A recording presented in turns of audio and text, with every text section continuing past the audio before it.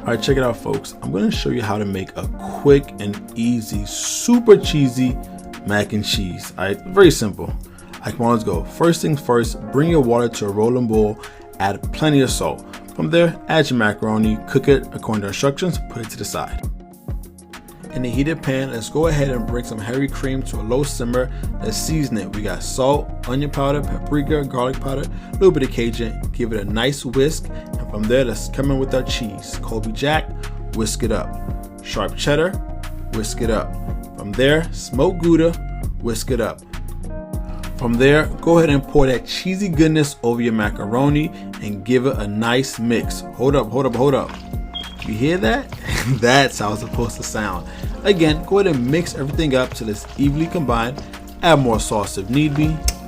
Just go ahead and mix until everything is evenly combined, and then from there, we're gonna top it off with more cheese, sharp cheddar, mild cheddar, whatever you like. Make sure you get maximum coverage in the oven for about 25 minutes till we get a nice crust. Bring it out. Woo-wee. Hit it with some parsley for some nice color. This will not disappoint. I'm telling you now. Give it a try. More recipes